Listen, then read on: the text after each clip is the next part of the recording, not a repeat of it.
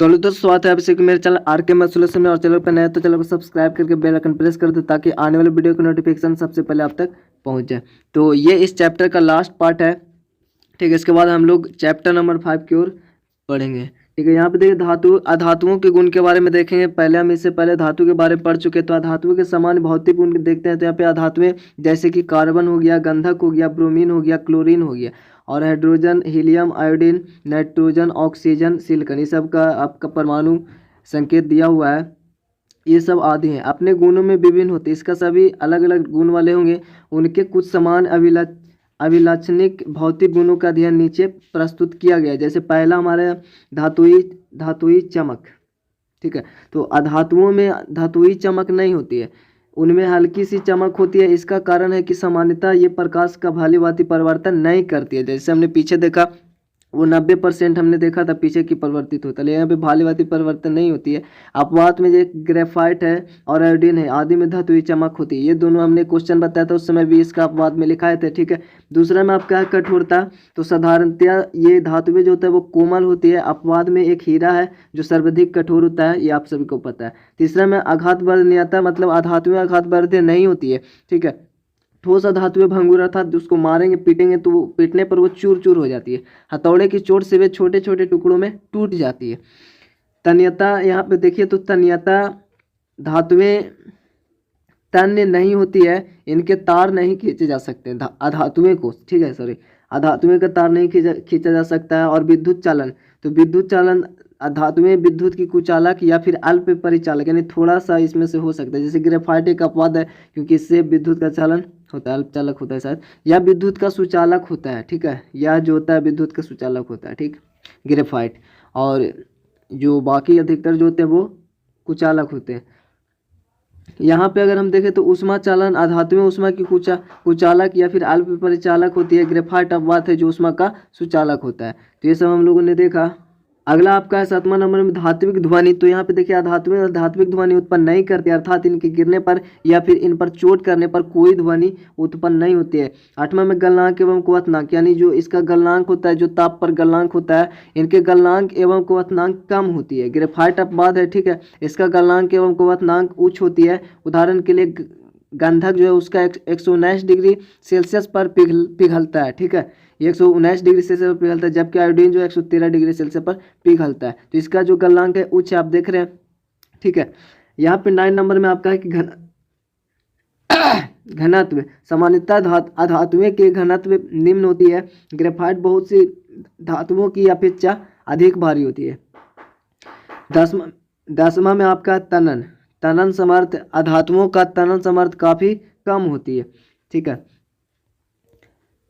और 11 नंबर में अवस्था, तो इसे अधातुएं प्राय ठोस या फिर गैसीय अवस्था में पाई जाती है। ब्रोमीन एक अपवाद है, या द्रव अवस्था में पाई जाती है, क्वेश्चन में भी देखे थे। गंधक, कार्बन, आयोडीन आदि ठोस तथा क्लोरीन, नाइट्रोजन आदि गैस अधिकांश अधातुएं कमरे के ताप पर गैस होती है। बर्मा में रंग जो है वो अधातुएं का कई रंगों की होती है। उदाहरण के लिए गंधक पीला, क्लोरीन हरा पीला, फास्फोरस लाल या सफ़ेद, हाइड्रोजन एवं ऑक्सीजन रंगहीन होते हैं। और यहाँ पे देखिए अधातुएं के समान गुण थोड़ा सा यहाँ पे देख लीजिए। तो यहाँ पे बोल रहे हैं आपका कि ऑक्सीजन जो है वायु यानी ऑक्सीजन के साथ अभिक्रिया, तो अधातुओं के वायु या ऑक्सीजन में जलाने पर भी ऑक्सीजन से अभिक्रिया कर ऑक्साइड बनाते हैं। जैसे कार्बन है तो ऑक्सीजन में अगर जलाएंगे तो कार्बन डाइऑक्साइड बनाएगा। इसका आप देख रहे हैं यहाँ पे बैलेंस किया हुआ है, 2 ऑक्सीजन इधर, 2 इधर, कार्बन 2 इधर, 2 इधर, ठीक है। इधर भी सल्फर डाइऑक्साइड बनाएगा, ठीक है, सल्फर ऑक्सीजन से करके। यहाँ पे कुछ ऑक्साइड जल में घुलकर अम्ल बनाते हैं, जैसे कि कार्बन डाइऑक्साइड जो है या वो ऑक्साइड है वो हाइड्रोजन जल मतलब H2 अर्थात जल में घुलकर कार्बोनिक अम्ल बनाते हैं, H2CO3 बनाते हैं। ठीक उसी प्रकार से सल्फर डाइऑक्साइड जल से अभिक्रिया कर सल्फ्यूरिक अम्ल बनाएंगे, H2SO3, ठीक है। और यहाँ पे प्रायः जो अधात्विक ऑक्साइड अम्लीय होती है, ये हमने परीक्षण के द्वारा पीछे क्वेश्चन में हम लोग देख चुके हैं। अधात्विक ऑक्साइडों की अम्लीय प्रकृति का परीक्षण करने के लिए यहाँ पे देखिए अधात्विक ऑक्साइडों की अम्लीय प्रकृति की जांच के लिए हम निम्नलिखित प्रयोग करते हैं। 14 में आप प्रयोग यहाँ पे देख ही लीजिएगा आप खुद से, ठीक है।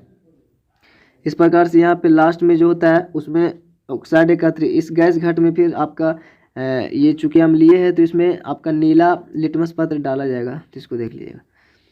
यहाँ पे देखिए दूसरा में जल से अभिक्रिया अधातुएं जल से अभिक्रिया नहीं करती है। वास्तव में कुछ प्रतिक्रिया धातु वायु के प्रभाव से बचने के लिए जल में रखे जाते हैं। कुछ उदाहरण के लिए फास्फोरस हो गया, और फास्फोरस काफ़ी कम क्रियाशील तत्व है। वायु में खुला रखने पर इसमें आग पकड़ लेती है तथा वायु का ऑक्सीजन से अभिक्रिया कर लेता है। ठीक है, वायुमंडलीय ऑक्सीजन से सुरक्षा के लिए इसे जल में रखा जाता है फास्फोरस को। और यहाँ पे अम्लों के साथ अभिक्रिया तो अधिकांश अधातुएं अम्लों से अभिक्रिया नहीं करती है।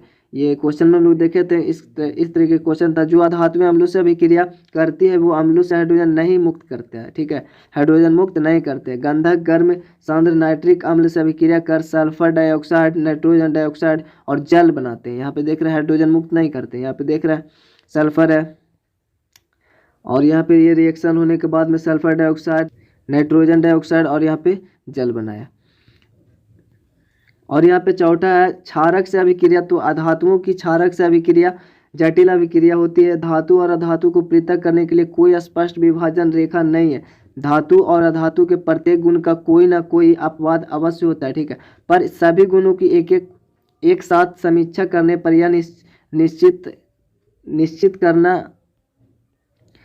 करना कि कौन सा तत्व धातु है और कौन सा अधातु काफ़ी सरल है। धातु और अधातु पदार्थों की पहचान उनके साधारण गुणों की तुलना के आधार पर निम्नलिखित प्रकार किए जा सकते हैं, जैसे कि हमने देखा। यहाँ पे प्रयोग 12 आपका बुक में देख लीजिए, 15 तांबा और गंधक का एक एक टुकड़ा लेकर उनमें कुछ भौतिक गुणों की तुलना किया जा रहा है। ठीक है, तो यहीं पे आपका ये चैप्टर समाप्त हो जाता है, और मिलेंगे आपसे अगले वीडियो में। और चैनल पे तो जरूर चैनल को सब्सक्राइब कर लीजिएगा। तो चलिए तब तक के लिए जय हिंद, जय भारत।